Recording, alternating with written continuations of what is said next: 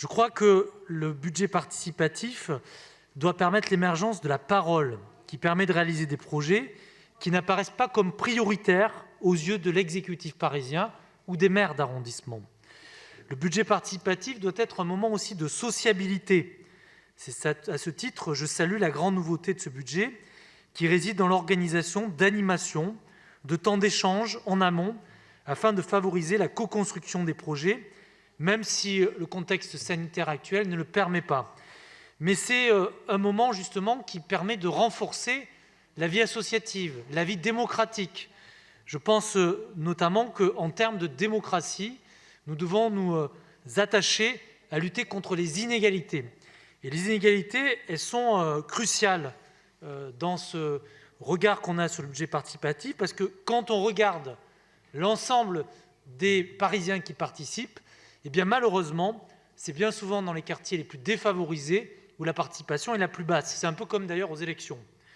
Donc, moi, je pense que notre rôle, c'est surtout d'être sensible à ce que l'ensemble des quartiers populaires, d'ailleurs il y en a 8 qui relèvent de la politique de la ville, 8 arrondissements concernés, c'est-à-dire 367 000 Parisiennes et Parisiens qui y habitent, eh bien ça doit être notre priorité pour animer ce budget participatif afin qu'il s'y exprime le mieux possible.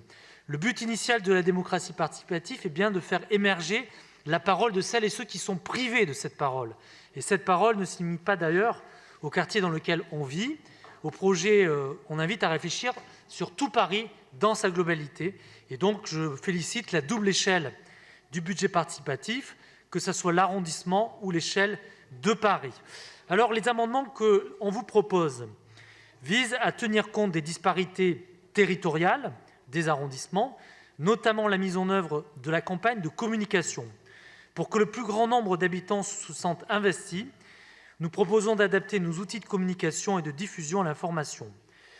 Nous appuyons sur l'existant pour donner une dimension nouvelle à ce budget participatif. C'est pourquoi nous demandons que les arrondissements veillent à mobiliser les acteurs de terrain et associent les structures de la ville, Centre Paris Anime, équipements sportifs et culturels, les partenaires privilégiés de la ville comme les clubs de prévention, les centres sociaux, et que les arrondissements s'assurent également de la bonne diffusion de l'information sur les supports de communication en ayant conscience des particularités de la diversité de sa population.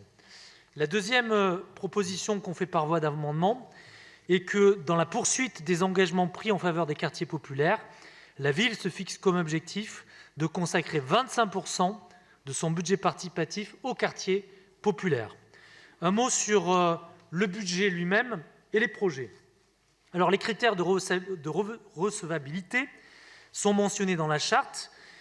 Ils disent que le projet doit relever d'un intérêt général, alors c'est très large comme critère, de la compétence de la ville, évidemment, et enfin du budget d'investissement. Moi, j'attire l'attention sur ce qu'on a connu dans le passé.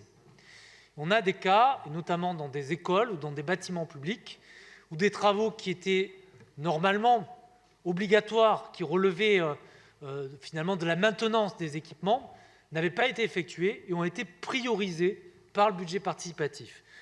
Tant mieux, ça permet aux habitants de prioriser des sujets dans le budget, mais attention, si on oriente les habitants pour rattraper des budgets qui ne sont pas exécutés par la ville, ce n'est plus du budget participatif qui incite à de nouveaux projets.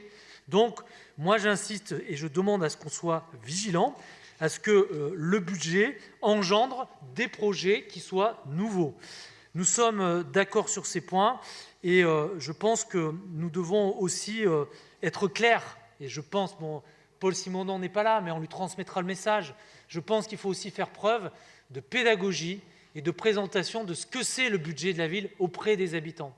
Ça c'est un manque crucial de communication et j'insiste et je voudrais terminer là-dessus. Merci beaucoup, cher